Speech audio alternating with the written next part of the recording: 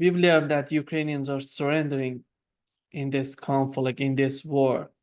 And the level of surrendering happening right now, it's unbelievable because it's not comparable to anything that we've seen so far. How do you see the conflict right now in Ukraine? The Ukrainians are in a state of collapse. I've been talking some time now about correlation of forces. I've talked about military math. What happens when one side consumes resources at a far greater rate than they can be replenished? The other side is accumulating resources far greater than they can be diminished. That eventually the side that accumulates the most resources will have a decisive advantage, and you will see collapse on the battlefield. We're seeing collapse across the battlefield right now. The Ukrainians literally have nothing left. There's no brigades left to throw in. There's no air defense. There's no artillery. The one thing they have is they've massively produced these FPV, first person view drones, and so they're throwing those into the battlefield, saturating the area. And these are very dangerous, lethal weapons. And so, they are causing the Russians some headaches from that. But other than that, they've got nothing left. And Russia's figuring it out. Russia's blowing up drone production facilities. Russia's learning how the drones communicate, and then they're going to blow up the operators, and they're going to nullify that and just keep rolling. There's nothing Ukraine can do to stop this. This is why Ukraine is so desperate for NATO intervention. This is why Ukraine is attacking the Zaporizhzhia nuclear power plant in an effort to get the international community to intervene on its behalf to forestall a regional and global nuclear catastrophe. But there's nothing the Ukrainians can do to reverse this. This is happening. The Russians don't normally commit to a timeline. They're very driven by objectives. They'll let the objective define the timeline, not a calendar. But for the first time, you're starting to hear Russian political leaders, Russian military leaders, people in the know speak of, a collapse by the end of this summer, early fall, that this war will not continue out of 2024. And for Russians to be saying this means that, they've made a decision that is going to be what they're fighting for, looking forward to accomplishing. So I think we have to take that seriously. I think this collapse that's taking place is the final stage of the death of Ukraine. And the tragedy is they could have avoided this had they accepted the terms of the Istanbul communique. They could stop this at any time, but Zelensky still talks about, making Russia surrender. He talks about having a peace conference hosted in Switzerland where apparently they're going to compel the Russians into surrendering. Totally unrealistic things like that. Do you think how in the West they're perceiving this condition on the battlefield? Because it seems to me that still in the mainstream media, they're not showing the real picture of what's going on in Ukraine. And when we see a battalion, we see Azov battalion just getting out of this conflict, is not willing to continue this. You see, these people are the far right part of army, Ukrainian army. If they're not willing to fight with Russia, and how they can convince the other part of the Ukrainian soldiers to be part of this conflict, to be part of this war. When I was traveling in Russia earlier this year, I was told by the Russians that 1,500 Russian men were volunteering per day to serve in the special military operation. The Russian government came out and said that because not everybody that volunteers qualifies. So, but they said that they're absorbing 30 to 40,000 new Russian troops every month, equipping them, sending off to training. Arestovich, Zelensky's former advisor, recently gave a talk, and he said that in Moscow today and throughout Russia, the system is overwhelmed with men in their 40s who are going to the hospitals to cure chronic conditions, basically to make themselves medically qualified to serve in the army. 40-year-old men are going out of their way so that they can serve in the army on the front lines. Why? Military service in Russia right now is considered patriotic duty. We're at a stage right now. I don't know if you've ever seen the movie Patton. Great movie, but George C. Scott in the role of Patton, during his famous introductory speech, he said, what are you going to tell your grandkids when they say, "What did you do in the Great War?" Are you going to be shoveling shit in Louisiana? Or are you going to be on the front lines? And I think right now the Russian public has embraced this war, the righteousness of this war. This is one of these defining conflicts. And in the West, we don't respect that. We don't understand what's happening. I said the same thing when I was there earlier last year during the Victory Day celebration. The genuine outpouring of real visceral patriotic fervor, not fake stuff, not what we do here in the United States. Genuine patriotic fervor where people are sobbing because of the emotions that are driven by this. It's real in Russia. It's visceral. You have to see it to believe it. That's taking place in Russia right now. In Ukraine, nobody wants to fight. The Nazis don't want to fight anymore. Azov is saying no. The 67th Mechanized Brigade, which is comprised of these thugs from the right sector, it doesn't want to go to the focal point of the battlefield right now. The 25th Airborne Brigade or Air Mobile Brigade was compelled to go, and they're surrendering. They're quitting. These are the three elite units of the Russian military that are left. Other elite units like the 47th Brigade have been virtually disbanded because they've been destroyed. But these are the units that the Ukrainians put in to be their fire brigades, to plug the hole in the line. And they're saying, we don't want to do this, because when they were sent into Adviivka, they had to run away or die. And now they're being asked to go into a situation that's worse than Adviivka in terms of Russian superiority. They're like, no, we don't want to die. If we go there, we will die. Who can the Ukrainians count upon right now? Where are their 40-year-old men? They're all already served, dying, dead. They're looking at mobilizing 20-year-olds, but given the reality of Ukrainian demographics, actually the age group that has been targeted for mobilization, drafting right now, there's fewer of them. There's very few of them left. They weren't born. The way the Ukrainian thing worked is that women stopped giving birth at a certain point, and so there's no 20-year-old kids left anymore. And those that are there have fled, have bought off service. They don't want to serve. When you again, just think of the motivation. I'm a 40-year-old Russian man, and let's say I have a chronic back condition that precludes my military service. With my own money, I go and I get surgery. With my own money, I go and get rehabilitation so that I can go to the military recruiter at the age of 44 and say, I'm volunteering to serve on the front line. And the recruiter says, okay, you passed your physical, come. The Russians train this man who's motivated. When he wakes up every morning and training, he's saying, how do I prepare to be the best soldier possible on the front line? And he's surrounded by soldiers who believe the same thing. When they finish training every day, they get together and they talk about this. What did we learn? How can we do this better? I can't wait till we get to the chance to serve our country. And they have their leadership who's now looking at men who want to be trained. So that motivates the leadership. The leadership's trying to set an example. They're bringing in the best quality training, the best equipment. And so they create this motivated unit who goes to the front line, and now they're prepared to fight. On the other side, you have a unit composed of guys who were trying to flee to Moldova, but they got caught. They got beat up. They got sent to training where they're held in prison-like conditions because out of fear they're going to run away. You can't trust them with ammunition or stuff. So they get very little gun training. They get a uniform, a gun, they're issued things. They're not given their gun and the ammunition till the last second.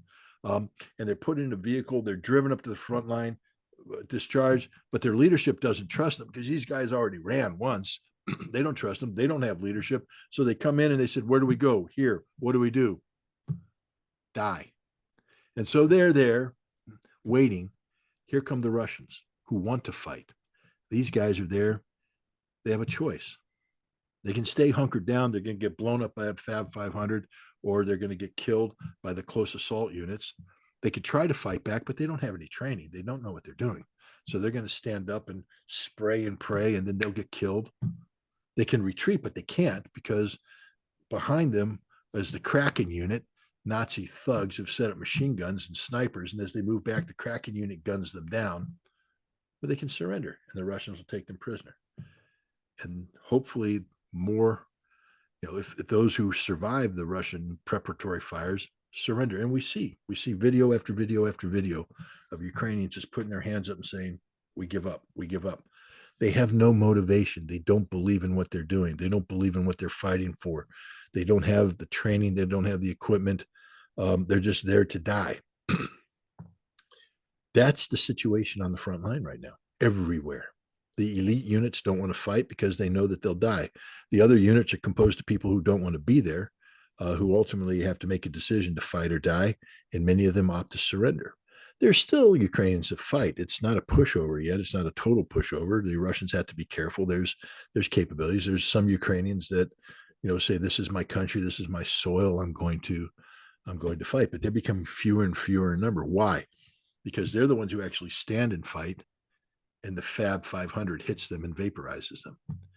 And there's nobody to replace them, nobody motivated. All the motivated guys are fighting and dying right now as we speak. Once they die, there's no motivated people to replace them. Collapse continues. Lukashenko, in his last meeting with Putin, said that Putin will not sign any agreement with Zelensky after May 21st. And do you think when he says something like this, he's talking about he's willing to negotiate with Zelensky as soon as possible, or he's not interested in any sort of agreement and negotiations with Zelensky? First of all, Russia's not in any interest in any agreement with Zelensky. What does Zelensky have to make them agree upon? It's the same thing. If you and I are in a fight, and you're hitting me, and I know you're going to beat me up, but I'm hitting you hard, and you realize that, damn, he could get a blow in and knock me out, or I could finish this fight with broken ribs and a broken nose, and I have a hot date tonight, and I don't want to necessarily go out with. So we can negotiate a settlement where you say, okay, we'll stop fighting. Now I have to give up more than you're going to get, but I get something because I'm stopping the fight, so I'm going to get something out of this fight. We have a negotiation. Putin's not going to have that negotiation with Zelensky. He already did. It's called the Istanbul Communique. It's been on the table since April 2022, and the Ukrainians have ignored it, dismissed it. That's off the table now. You'll never get that back. So what? Now Putin, we're at the stage right now where you know that I'm not going to be able to resist you. You've broken both my arms. My ribs are broken. I'm bleeding. I quit. And you can just beat the living crap out of me. But you give me one last chance. I will let you walk out of the bar, go home, and bleed to death in your house, and I'll stop hitting you now. But that's your only option. Leave the bar, go home, and never come back here again. If you stay, I'm going to kill you. That's the only negotiation that's going to take place right now, which is the unconditional surrender of Ukraine. Now, what Putin is saying is, on May 20th, because Zelensky has failed to hold presidential elections, his term expires. That's when there's supposed to be an inauguration, the swearing in of a new president. But because they haven't had an election, when Zelensky's term expires, Zelensky has said that he's going to stay on as president. But the Russians are saying, no, we don't recognize you as president. So up until May 20th, you can sign the unconditional surrender documents. After May 20th, we'll find someone else because you're no longer the president of Ukraine. But here's the other important thing. The Russians have said that they will not kill a head of state, because, they have to operate in a world where once you start killing heads of state, people might target your head of state. But the Russians have let multiple people know that they won't kill Zelensky as long as he's the head of state. But Russia has said on May 20th, you stop being the head of state. And if I were Zelensky, I would read that as after May 20th, my immunity goes away and I'm going to die. And again, this is a way of putting more pressure on Zelensky to understand that this situation is not going to last forever. In fact, it's rapidly coming to a close, and you're running out of options. Um, your choice, because Putin doesn't care. He really doesn't care. He prefer not even to say Zelensky's name. He has no respect for the man, none whatsoever. But he respects the rule of law. He respects, diplomatic norms. So if the Ukrainian people have elected a man they call president, and that man's still in office, then he is the president. And so we will have him sign the unconditional surrender documents. But after May 20th, he's no longer president, and we will never deal with him again. In fact, we will more than likely kill him. So that's what I think Putin means by this. Do really Russia need to kill Zelensky? Because with what we've seen so far from Zelensky doing to Ukraine, destroying Ukraine in each and every level, do they need to do that? Do Russia need to do that? Or the Azov battalion, these far-right nationalists would do that for Russians because they are so tired of Zelensky? Well, Russia's not going to do anything that empowers Azov. They're going to kill all of Azov too. So if Azov wants to kill Zelensky before Russia kills Azov, that's their business. Russia doesn't care. Zelensky's a war criminal in the eyes of the Russians. What he's done is criminal. And so he will pay. If he stays, even if they don't kill him, they will arrest him. And he will go on trial and he'll be found guilty of war crimes and he will languish in prison probably for the rest of his life. Azov, if they're given the opportunity to surrender, will be treated even more harshly. Harsh prison sentences, etc. But I don't think, Russia's not going to murder prisoners, but I think Russia is going to make it very difficult for Azov to surrender. It's sort of like how, the Russians storming Berlin, or the Soviets storming Berlin, they could capture the normal, German soldier. But if you were SS, you're going to die. One way or another, because they hated them. They despised them. They despised what they stand for. Azov is the modern day SS. So too is the 67th Mechanized Brigade. These are very bad people. And they don't have a future. None. It's a one-way trip to hell. That's just the reality of it. And Russia needs to make this point because Russia needs the average Ukrainian to lose faith in their leadership, to lose faith in the nationalist movement. And that's the first step of denazification, is to make these nationalists, these banderists, outcasts from their own society, not because Russia said so, but because the Ukrainians reject them. And you do that by delegitimizing them across the board. And you do that by making their inevitable demise inevitable. Meaning there's no chance for these people. There will be no surrender. There will be no honorable surrender. There will be no happy thereafter. These thugs, these terrorists, these Nazis are going to die, or they're going to pay a severe price, but there will be no happy ending for these people. And once you make that clear to the Ukrainians will hopefully disassociate themselves from them. And in doing so, trigger the opportunity for a termination of this conflict in a way that saves as many good Ukrainian lives as possible. The way Zelensky destroyed Ukraine, do you think, are we going to have a country called Ukraine in the future if they end up to be landlocked? We have various ethnicities in the western part of Ukraine who will not be willing to be part of Ukraine after all of these problems that they have been witnessing during this war. And on one side, you see all these difficulties. On the other side, you see Antony Blinken and Stoltenberg are talking about Ukraine being part of NATO. It's unbelievable what's going on right now in Ukraine. Anybody who thinks that Ukraine will be part of NATO should be tested, one, for drug use, and two, for mental retardation, because Ukraine will never be a member of NATO. There is no mechanism to make Ukraine a member of NATO. Ukraine will never be a member of the European Union. It was never on the table. Ukraine never qualified, never will qualify. These are just carrots that were thrown out there by people who were trying to keep the Ukrainians deceived so that Ukraine would continue to play the role that NATO and the West wanted them to play. That is, as a tool of the United States and NATO that was designed to not save Ukraine, but to hurt Russia. And that tool will go. Lindsey Graham has said it, others have said it, until the last Ukrainian.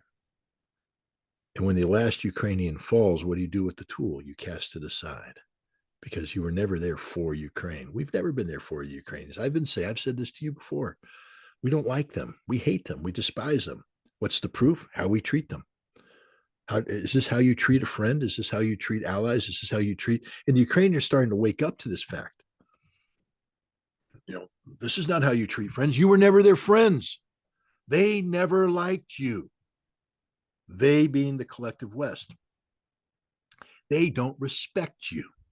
They are only using you. And they will squeeze out the last drop of blood before they throw you away. Listen to what else they say. Stoltenberg and the others. They say that these budgets, I heard Stoltenberg say it the other day, these budgets, this money, it's going to be used to make our economies good. You hear American senators say that. Most of that money is not going to go to Ukraine. It's going to come here to build weapons for us to replenish our stockpiles. Wow. What does that say? That you need this Ukrainian conflict to go on. You need Ukrainians to die so the military-industrial complex can make more money, generate greater profits. This is despicable. This is dishonorable. This is disgusting behavior on the part of the West, but it's to be expected because we don't like the Ukrainians. We will abandon them. They're only as good as they produce a result that we find acceptable. And the result we only wanted them for is to inflict harm on Russia. Ukraine exists to kill Russians. We don't care about how many Ukrainians die. We only care about how many Russians Ukraine can kill. That's their purpose. That's the tool. We use the tool until the tool doesn't function anymore. And again, I just remind people that someday we're going to have to sit across the table with the Russians. And those Russians that are going to be looking at us will have lost a mother, a father, a son, a brother. And they're going to know that we're responsible. And are they really going to want to do business with us? We know that Olaf Scholz went to China to convince Chinese to not support Russia in the conflict. In your opinion, when she looks at Olaf Scholz and see a leader who was not willing to stand against the United States because they did a very serious damage to their infrastructure in Nord Stream pipeline, and is able to risk everything in favor of the United States, how do they believe in this guy, Olaf Scholz, to talk even with him, to see him as a serious negotiator? I think the fact that he was met by a deputy mayor when he got off the airplane shows you what the Chinese think of Olaf Scholz. And let's put this in context. Olaf Scholz came in and said the ostensible purpose of his trip was to convince the Chinese to turn their backs on their strategic partners and allies, Russia. But to even entertain that, what does Scholz bring to the table? If Scholz was a serious man with a serious proposal, with serious power, with gravitas, Xi Jinping would have met him at the airplane and said, hey, come here, let me impress you. I need to treat you nice so that we can have this good conversation because you can do something for us. You bring something for us. Scholz was there to beg. That he went there, he had to say this stupid stuff that he said because he needed cover, political cover, for his real purpose, which was to beg the Chinese to allow German industry to continue to operate in there, because the only German industry that makes money is a German industry that's operating in China. All other German industries lose money. Germany is a nation in industrial decline. and the idiot Germans were operating under the de-linking philosophy, or de-risking, I think is what they called it. De-risking. We're not sanctioning China. We're not cutting relations with China. We're de-risking. Well, what does that mean? Well, sanction and cutting relations, but we're calling it de-risking because we don't want to insult the Chinese. But then when he went over there, when other German leaders went over there to talk about de-risking, the German, leaders of industry reminded them. They said, well, you want us to de-risk Volkswagen? Yes, you need to de-risk yourself in China. You do know that the Volkswagen operation, when you look at the totality of our business model, the only place we make money is China. Everywhere else we lose money. So you're telling me, as a leader of a company, that to appease you, to appease European Union, I have to commit suicide as a company. Because if I shut down the Chinese operation, I don't make any money. I have to close down my business. You know what? Porsche was looking at all this. You know what Porsche did? They went to America. Porsche went to America because they can't do business in Germany anymore, can't sustain. A lot of German industries are closing shop and going to America. I would imagine Volkswagen may be following suit soon. And so Schultz realized that this was happening, this flight was happening. So he had to come back to China and undo the damage. He had to go to the Chinese and say, you know, when we talked about de-risking, we really didn't mean it. What we really meant to say was we want to take a lot of risk with China. We want to double down. We want to go in, we're going to gamble all on red, baby. Come on, China, Communist Party, make this happen. And how can Xi respect that too? Because now he's become pathetic. The Chinese don't respect Germany. The Chinese are realists. They'll do business. You can make money. But the idea that China treats Olaf Schultz with respect is absurd. They don't respect him. They don't respect Europe. They're losing respect in the United States. Janet Yellen just went there, and she came out after, again, trying to pressure the Chinese and bully them. Her speech was, her complaint to the Chinese is that the Chinese are just too good. Well, the Chinese have a better supply chain than we do. Do a better one, Janet. The Chinese have too big of an economic engine. Why don't you get a big economic engine yourself, Janet? I mean, all she had to do, she just sat there and said, the Chinese are just too good, too strong, too big. We need the Chinese to become weaker on their own. Why would China do that, Janet? What do you offer? I mean, can't you outcompete the Chinese? And she was pretty much admitting that we can't outcompete the Chinese. So we've become irrelevant. And you saw that when she went there. The Chinese were polite, but she wasn't given the red carpet treatment. They treated her like a little figure. They're playing, oh, you want to come in? Okay, come in, sit down. I'm sorry, I can't be at this meeting, but I will find somebody. Hey, can you get the janitor? Yeah, come in here. Yeah, put your broom down, but sit down here. Here's a pad of paper. Take notes. Let me know what she says. Have a good day. Janet, our janitor, janitor, get it. And then they leave. That's the respect that the Chinese show Western delegations now. The Chinese have made the pivot to Russia. They're committed to Russia. They've talked about this economically, politically, and now security-wise. And no delegation led by some mealy-mouthed, useless German chancellor named Olaf Schultz or Janet Yellen, who doesn't have a game plan on how to deal with the Chinese. Her only option is to beg the Chinese to break themselves, because that's what she's pretty much saying. That's like me playing you in basketball, and you're a better basketball player than me. And now I'm upset because you've trained. You actually get up at 6 a.m, you go running, you spend hours practicing your free throw. I get up late, 9 o'clock, 10 o'clock. I sit down and eat a McDonald's sandwich, and I drink a milkshake, and I watch TV, and I get fat. And you're sitting there playing. And now I come to the game and I say, hey, you're too good. You need to break your leg for me. And you're going to be like, why would I break my leg? Why would I do that? We're going to the Chinese saying, you need to break a leg. You need to make yourself weaker economically, not as efficient. The Chinese are like, why would we do that? We've been going to the gym. You've been sitting on the couch.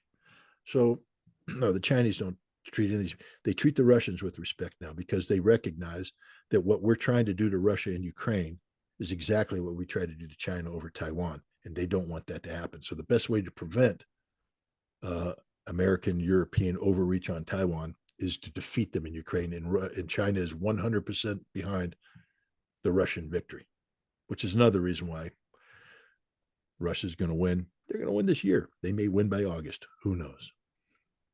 Before wrapping up, Scott, if you look at this trip of Olaf Scholz to China and the mindset on the part of the United States, on the part of Europeans, they're always thinking that there is a way to separate China from Russia.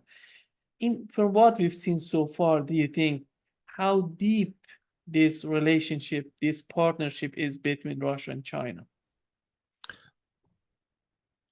I'm going to answer your question, but in doing so, I am speaking to other people. So allow me that opportunity. Yeah. And those people who are watching this, I don't know if you watch this, but maybe you do. You know me. I've been working with you for decades. I'm resistant to anything I've tried to do to open your minds about Russia. And because of your resistance, you are as ignorant as the day is long about Russia and China. And you continue to articulate philosophies that are geared to a Western centric point of view. You are thinking more like Olaf Schultz and less like Xi Jinping because you spend all your time and effort listening to Olaf Schultz and his circle of people around him, and you spend no time listening to Xi Jinping. Or if you do, just peripheral throwaway, you really don't care, and you ignore Vladimir Putin totally. I've been telling you for some time now that you need to go to the St. Petersburg International Economic Forum. Let me explain to you in the simplest way possible why, because you will answer this gentleman's question. China and Russia are linked. If you go to this forum, you will see Chinese companies coming in. You will see the closeness of relations. I have been in contact with Russian businessmen who do business in China, who send delegations to China, and they've been informing me about the nature of the contract relationships, the scope and scale of the economic interaction. You see Chinese businessmen coming to Russia, Russian business going to China. This is an intimate relationship that cannot be separated. They have made strategic commitments to one another, but because you sit on your butts in a European city or here in the United States, you are ignorant about this reality. The only way to experience this reality is to go see it firsthand. Anybody who thinks that you can drive a wedge between Russia and China knows nothing about Russia or China or how they operate together.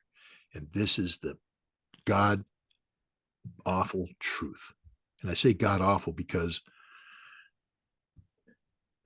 if we don't, we are losing control of the world. And we're losing control of the world because we don't understand the world we live in anymore. We continue to operate as if the rules-based international order is the gospel. And so when the preacher, Tony Blinken, Joe Biden, comes up to the podium and starts preaching the word of the gospel, we're sitting there going, amen, brother, amen. But we're looking around and the congregation that used to be there ain't there anymore. It's just me and a handful of people going, amen, amen. But then we get together and fool ourselves by sitting in a room together, spouting the old nonsense, thinking that it matters. Nobody's listening to you anymore. You're preaching to the choir, but the choir doesn't exist because they've gone to the other congregation, the BRICS congregation. And it's a huge, massive congregation. And it's not just one preacher up there. It's a whole bunch of preachers up there speaking the word of the Lord, which is multipolarity. It's multipolarity with a Russian and Chinese accent. And if the Indians ever get their act together and stop thinking that maybe this church of the rules-based international order is still relevant, India, it's not. It's a broken system. You need to go to BRICS. You're in BRICS, but you really need to commit to BRICS.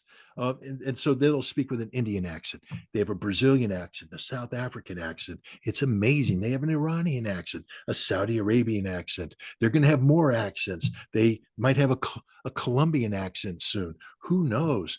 But it's a big congregation. It's an all-encompassing congregation. But you know what accent they don't have? An American accent or a British accent.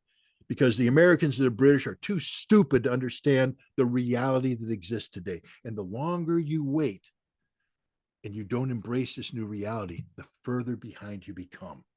And soon, this world you live in, where you think you have the insight into the centers of power, the centers of power are shifting. Stop speaking the language of Chevron. Stop speaking the language of Total. Start speaking the language of Rosneft, of Chinese oil, because that's where the heartbeat of global economy is. And we speak of global energy security. It's there, not here. It's shifting. And if these people want to operate separate from that, they'll find themselves diminished into nothing. And since you only represent their interests, you'll be diminished into nothing. Grow up, be mature, go to Russia, go to China, learn the truth, and then you can come back and give really good advice to your clients and convince them that in order to survive, they have to not operate separate from BRICS or China. They have to plug in and become part of that multipolar world. But until you do that, you're just going to be ignorant.